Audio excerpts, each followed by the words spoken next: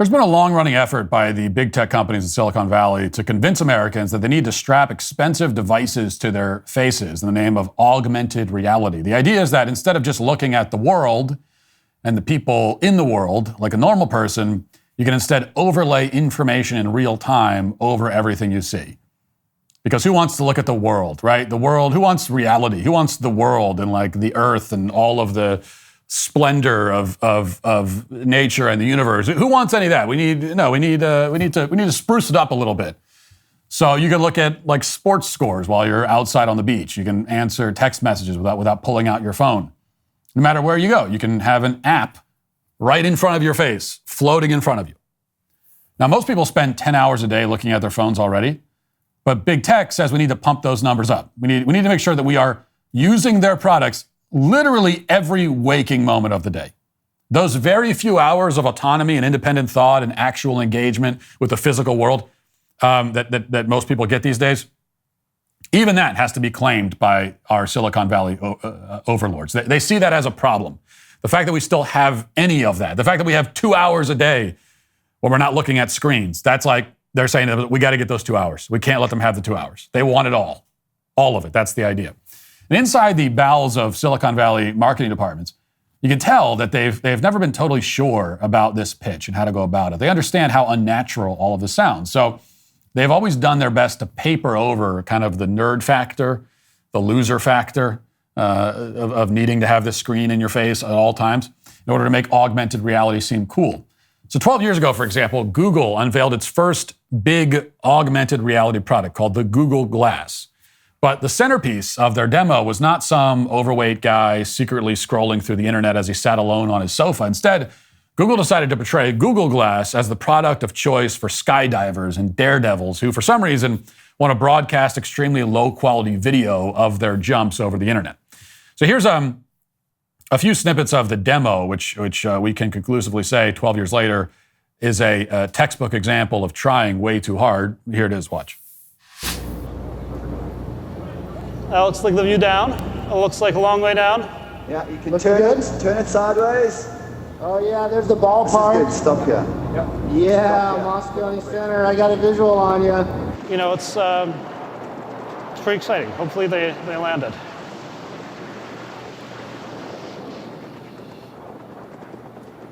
All right, and they're coming in. First one's coming in. All right.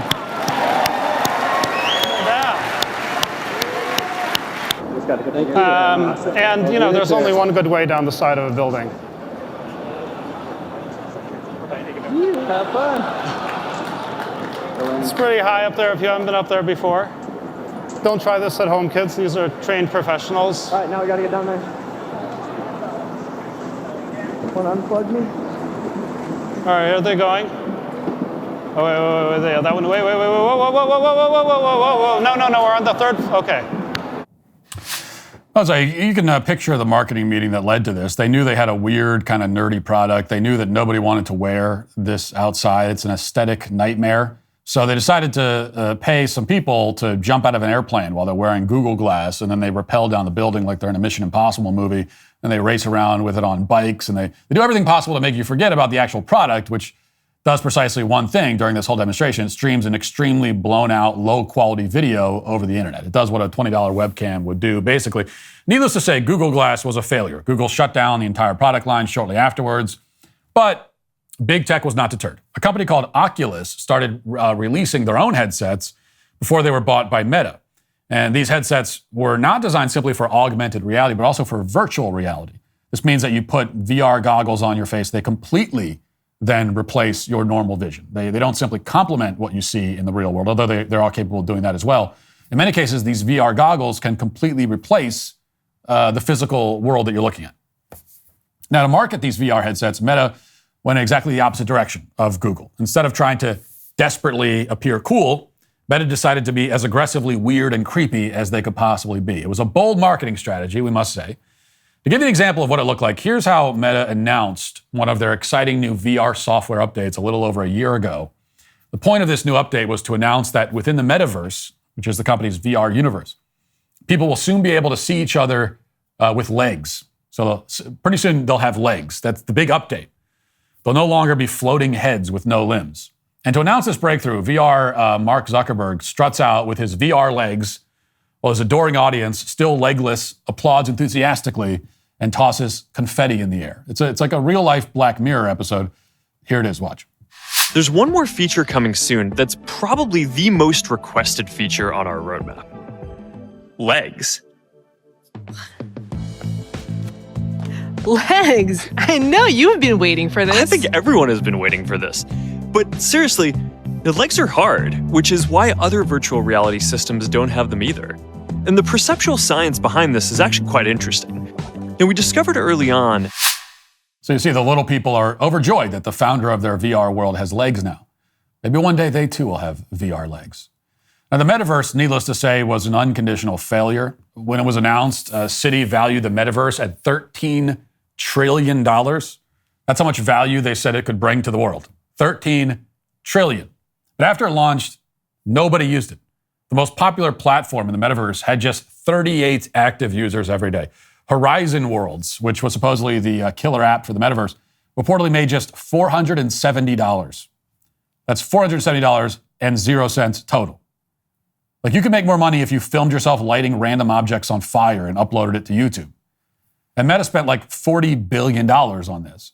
In fact, they could have lit the $40 billion on fire and put that on YouTube, and they would have made a lot more than $470 back in ad dollars. Keeping windshields clean is always a pain, especially in the winter. That's why I'm so grateful to have Windshield Wow. Windshield Wow is an innovative windshield cleaning device that uses 2 magnetic cleaning paddles, one on the outside, one on the inside of your car, to clean both sides of your windshield, all from the outside. Being able to clean both the front and the inside of your window at the same time is a game changer.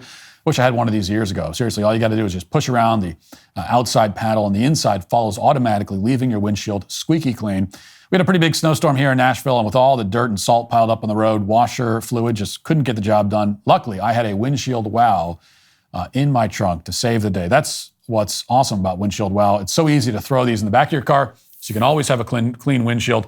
The Windshield Wow applies firm cleaning pressure. It's super thin to get into those tight dashboard areas. So what are you waiting for? Go to windshieldwow.com, use promo code Walsh at checkout for a special discount. That's windshieldwow.com and use code Walsh. Now, as I say this, I know there are some people who, say that, well, these are just early iterations of a technology that eventually is going to become ubiquitous. That's certainly what Silicon Valley thinks. They're not stopping with these products. They're continuing to pour money into it. And that's why Apple has just released something called the Apple Vision Pro. The Vision Pro is essentially a slightly more advanced version of Meta's VR headsets.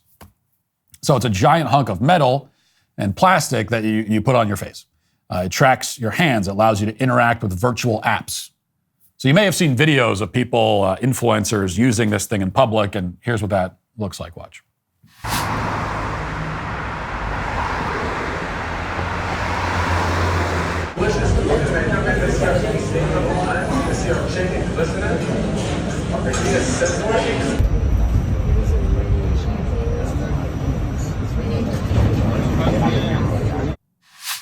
Okay, good. So if you want to look like a schizophrenic on the subway, you wear one of those. As if there aren't enough schizophrenics on the subway already.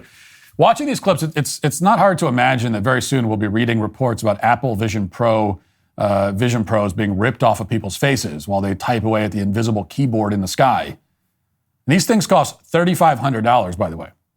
It's a $3,500 piece of equipment you are wearing on your face on the subway. And you're doing it in a way where you have reduced peripheral vision and much less situational awareness. It's hard to imagine a dumber idea than wearing one of these things outside in an urban environment. But people are doing it anyway because they have no regard for their personal safety. That's how committed they are to the future of spatial computing and augmented reality. But of course, there's something deeply strange about it, which is why everyone's filming these clips. Covering your face in public is not normal. No matter how many times they told us to wear masks during COVID, it never became normal. Seeing people's faces is the main way you understand them and recognize them and interact with them. People will just never get used to this because it flies in the face of just our basic human psychology. And that certainly explains the reaction to one popular YouTube personality who showed off the Vision Pro recently in New York City, and he put the video up, and it's basically just walking around. People are looking at him like he's a freak because Well, he looked incredibly stupid walking around with the giant clunky nerd goggles on his face. This is what you get for spending $3,500 to attach a big tech gadget directly to your face. You get the confused stares of strangers. That's assuming they don't just take the thing off your face and run away and pawn it somewhere, which is what's going to end up happening. Now, if it sounds like I'm mocking the idea that this technology will ever catch on, or that I'm saying that the whole project is doomed to fail and big tech will have to eventually give up, that's not what I'm saying. In fact, I think the opposite outcome is more likely. Silicon Valley will continue to pump trillions of dollars into this technology, and they'll make it smaller and more affordable. They'll do everything they can to make augmented reality the next big thing that strips away whatever is left of our privacy and autonomy as human beings. Smartphones, smartwatches, other smart devices, they were the first major step. And now people don't leave their computers behind anywhere. Like everywhere they go, they're tracked. Their purchases are tracked. Their location is tracked. Their social media use is tracked. And when the time comes that everybody's wearing VR and augmented reality headsets, then everything they see in real life will be tracked too. And that's one absolute inevitability here. You wear one of these things and you are giving big tech immediate access to everything you do, everywhere you go, and everything you see. Which means, and that's why, why do you, that's the story here. That big tech spent a lot of money on this, billions and billions. It hasn't worked yet. They keep on trying. For a decade now, they've been trying. Why are they so desperate to make this work? Because of the absolute power and control it gives them over the people who buy this stuff. It means that, you are destroying not only your own privacy, but also the privacy of everybody that you look at and interact with, because they will automatically be on camera through your nerd goggles. But worse than all that, worse than the final death of whatever's left of our privacy, worse is the fact that the nerd goggles set up a filter between you and the real world. You are allowing Apple to provide the literal lens by which you see and access the world around you.